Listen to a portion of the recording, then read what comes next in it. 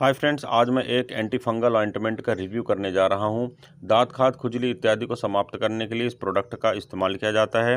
लूलीबेट cream brand name से यह market में उपलब्ध होता है। इंटास फार्मास्यूटिकल्स लिमिटेड के द्वारा इसका प्रोडक्शन किया जाता है। कंपोजिशन के रूप में इसमें लूलिकोनाजोल 1% बाई वेट की मात्रा में उपलब्ध होता है। कीमत की अगर बात करें तो 30 ग्राम का एक ट्यूब मार्केट में 258 रुपीज़ का उपलब्ध होता है। फ्रेंड्स, अगर अभी तक आपने मेरे चैनल को सब्सक्राइब नहीं किया है तो प्लीज़ चैनल को सब्सक्राइब कर लें। बेल आइकन को भी प्रेस करें ताकि आने वाले सारे वीडियोस के नोटिफिकेशंस आप तक आते रहें और आप मेरा कोई भी वीडियो को मिस ना करें। अगर आपने इस प्रोडक्ट को या इस ऑइंटमेंट को इस्तेमाल किया है तो आपके क्या एक्सपीरियंसेस रहे हैं, कमेंट सेक्शन पर ज़रूर शेयर करें। आइए फ्रेंड्स, देखते हैं इस प्रोडक्ट के वैकल्पिक ब्रांड्स के बारे में। तो फ्रेंड्स, लूलिकैन क्रीम, जिसे ग्लेनमार्क फार्मास्यूटिकल्स लिमिटेड के द्वारा बनाया जाता है। लूलीफिन क्रीम, जिसे सन फार्मास्यूटिकल इंडस्ट्रीज लिमिटेड के द्वारा बनाया जाता है।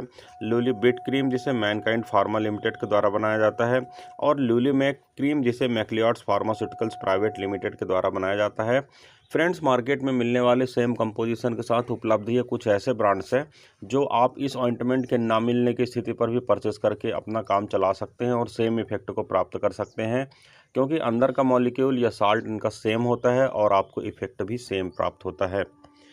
अब देखते हैं फ्रेंड्स इसके कुछ प्रमुख इस्तेमाल के बारे में। तो जैसा मैंने पहले आपको बताया, यह एक एंटी फंगल ऑइंटमेंट है और फंगल से जुड़ी किसी भी समस्या को निपटान करने में सक्षम होता है। फ्रेंड्स, फंगल के कारण होने वाला जो इचिंग होता है, इन्फेक्शन होता है, खारिश होता है, खराश होता है, दाद होता है, खुजली होता है, उस सब चीज़ों के निपटान के लिए इस मेडिसिन का इस्तेमाल किया जाता है। नाखूनों में होने वाले फंगल इन्फेक्शन के लिए भी लोकल एप्लीकेशन के रूप में इस मेडिसिन का इस्तेमाल किया जाता है। साथ ही रिंग वर्म के लिए या किसी भी प्रकार के और अदर फंगल इन्फेक्शन जहां पर प्रीडोमिनेंट हो रहा है, वहां पर इस मेडिसिन का इस्तेमाल किया जाता है। अब देखते हैं इस प्रोडक्ट के कुछ कॉमन साइड इफ़ेक्ट के रूप बारे में। तो फ्रेंड्स, एप्लीकेशन साइड रिएक्शन, इसका जो मेन कॉमन साइड इफ़ेक्ट होता है वह होता है, इसमें शामिल होता है स्किन का बर्निंग होना, इरिटेशन होना, इचिंग होना और रेडनेस होना। जहां पर हमने क्रीम या ऑइंटमेंट को इस्तेमाल किया है वहां पर स्किन जलती हुई महसूस हो सकती है, इरिटेट हो सकती है स्किन, वहां पर खुजली हो सकती है, लाल लाल जैसे चकत्ता पड़ सकता है। तो ये सारे जो कॉम्प्लिकेशंस होते हैं वह साइड इफ़ेक्ट के रूप में देखे जाते हैं।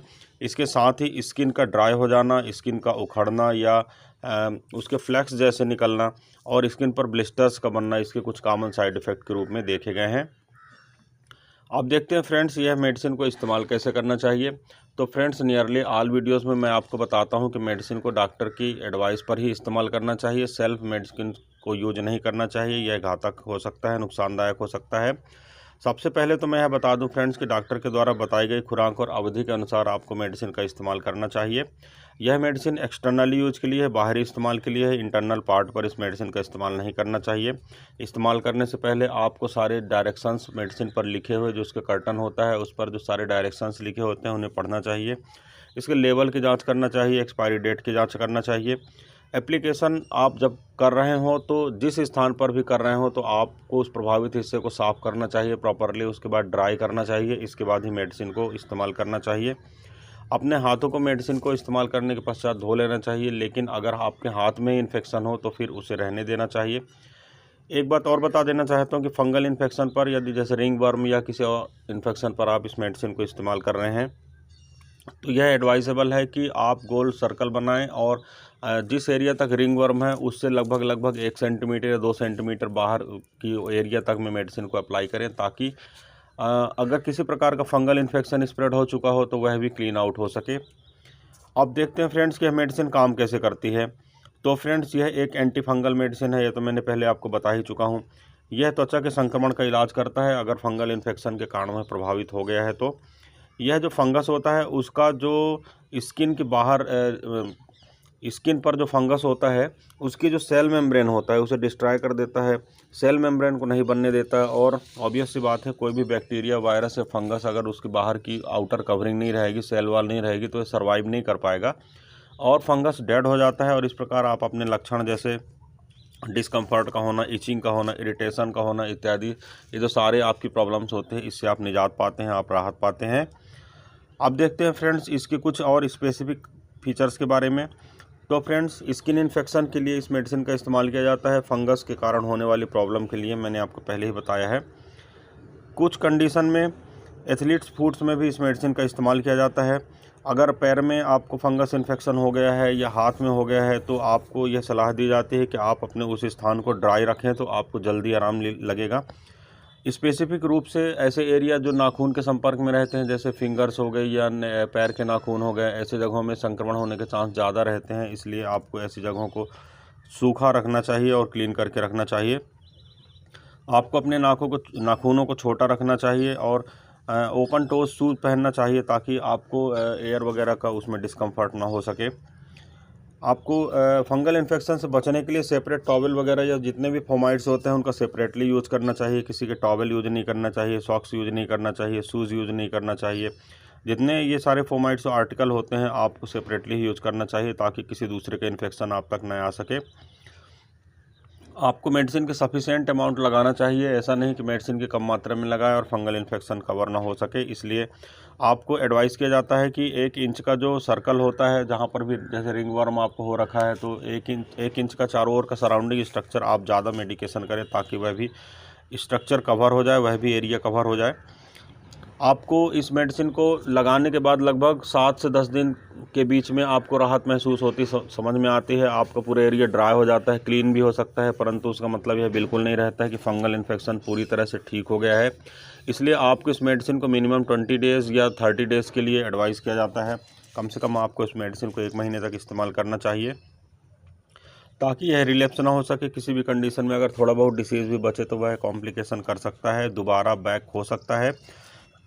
इसलिए आपको इस मेडिसिन को कम से कम 1 महीने के लिए इस्तेमाल करना चाहिए। अगर आप कुछ समय बाद मेडिसिन लगाने के बाद अच्छा महसूस कर रहे हैं तो भी पूरी तरह से रोग जाने के बाद ही आप मेडिकेशन या डॉक्टर की एडवाइस के बाद ही मेडिसिन आपको बंद करना चाहिए। अगर किसी भी प्रकार का इन्फेक्शन अधिक हो रखा है तो इसके साथ साथ कुछ ओरल मेडिसिन या ओरल कैप्सूल्स वगैरह, एंटी फंगल मेडिसिन वगैरह आपको उपलब्ध कराई जाती हैं। इसके साथ ही पैरेलल इचिंग की मेडिसिन दी जा सकती है अगर कभी कुछ आवश्यकता समझ में आती है डॉक्टर को। तो हालांकि स्टेरॉइड तो इसके लिए कॉन्ट्राइंडिकेटेड रहता है, फंगल इन्फेक्शन स्टेरॉइड देने के बाद बढ़ जाता है, परंतु तुरंत की कंडीशन में थोड़ा सा इसे सबसाइड करने के लिए, सप्रेस करने के लिए अगर डॉक्टर को उचित लगता है तो थोड़ा बहुत स्टेरॉइड आपको दे सकता है कवर करने के लिए। और आप अपने से स्टेरॉइड का सेवन ना करें, यह घातक हो सकता है। मेडिसिन को आपको नाक के अंदर या मुंह के अंदर या आंख के अंदर लगाने से बचना चाहिए और अगर एक्सीडेंटली एक्सपोजर हो जाता है तो आपको तुरंत ही पानी से, ज़्यादा मात्रा में पानी से आपको इसको क्लीन करना चाहिए। और फ्रेंड्स, इस मेडिसिन को अगर रेगुलर यूज़ करने के बाद 3 से 4 सप्ताह अगर आप मेडिसिन को यूज़ कर रहे हैं और अगर आपको किसी भी प्रकार के रिजल्ट प्राप्त नहीं हो रहा है तो आपको मेडिसिन को बंद करके डॉक्टर से परामर्श करना चाहिए। अब फ्रेंड्स देखते हैं इसके कुछ स्पेसिफिक जो सेफ्टी फीचर्स होते हैं उनके बारे में। तो फ्रेंड्स, अगर मैं अल्कोहल की बात करूं तो मेडिसिन के सेवन के दौरान आपको अल्कोहल का इस्तेमाल नहीं करना चाहिए। यह हार्मफुल हो सकता है, लीवर में टॉक्सिसिटी डेवलप कर सकता है। गर्भावस्था और स्तनपान अगर आप करा रहे हैं तो आपको अपने डॉक्टर से इस बारे में उचित परामर्श करना चाहिए। किडनी और लीवर रोग से जुड़ी किसी समस्या का सामना अगर आप कर रहे हैं तो आपको डॉक्टर से परामर्श करने के पश्चात ही मेडिसिन का सेवन करना चाहिए। और अगर आप गर्भावस्था के दौरान हैं तो आप डॉक्टर से परामर्श करें, यह आपके बच्चे को किसी भी प्रकार से नुकसान पहुंचा सकता है। हालांकि ये सेफ मेडिसिन है, इसके इतने ज़्यादा डाटा उपलब्ध नहीं है, फिर भी एक बार आपको अपने डॉक्टर से परामर्श अवश्य करना चाहिए। और फ्रेंड्स, इस मेडिसिन को रेगुलरली कवर करना चाहिए, परंतु अगर आप रेगुलरली इस मेडिसिन को यूज़ नहीं कर सकते हैं तो आपको सप्ताह में कम से कम 3 दिन के लिए इस मेडिसिन का इस्तेमाल करना चाहिए। पैर के उंगलियों के बीच एथलीट फुट के इलाज करने के लिए कम से कम 4 सप्ताह के ड्यूरेशन लगता है। कुछ रोगियों में जैसे कि जॉ किच वगैरह या दाद वगैरह के निपटान के लिए इस मेडिसिन को लगभग 6 सप्ताह तक का भी समय लग सकता है। किसी विशेष हार्ड परिस्थिति में इस मेडिसिन को यूज़ करने में लगभग 2 महीने का भी समय, यानी लगभग 60 दिन का भी समय लग सकता है। यह आप डॉक्टर से सजेस्ट करें, इसके बाद ही मेडिसिन का इस्तेमाल करें। कंटेनर को जिस कंटेनर में मेडिसिन आई है उसमें आपको इसको बंद करके रखना चाहिए। बच्चों के पहुंच से दूर रखना चाहिए। ठंडे तापमान वाली जगह में यानी कमरे के अंदर रखना चाहिए। डायरेक्ट सनलाइट के संपर्क में मेडिसिन को नहीं रखना चाहिए। अतिरिक्त नमी, क्योंकि चूँकि फंगल इन्फेक्शन हो सकता है इसलिए इसे बाथरूम वगैरह एरिया में नहीं रखना चाहिए ताकि वहाँ पर नमी ज़्यादा रहती है और किसी भी प्रकार का फंगल इन्फेक्शन वहाँ पर स्प्रेड हो सकता है। तो फ्रेंड्स, ये था एक छोटा सा रिव्यू मेडिसिन के ऊपर। ये सारी जानकारी जो मैंने आपको दिया है, यह केवल आपकी ये जो सारा विवरण मैंने आपको दिया है केवल आपकी जानकारी के लिए है। किसी भी स्थिति में मेरे वीडियो के आधार पर आप मेडिसिन का उपयोग ना करें, यह हार्मफुल हो सकता है। आप अपने डॉक्टर से मिलें, उचित परामर्श करें, इसके पश्चात ही मेडिसिन का यूज करें। फ्रेंड्स, इस वीडियो में बस इतना ही। किसी अन्य अच्छे हेल्थ रिलेटेड टॉपिक के साथ आपसे फिर मुलाकात करता हूँ। तब तक के लिए गुड बाय। आपका दिन शुभ हो। जय हिंद।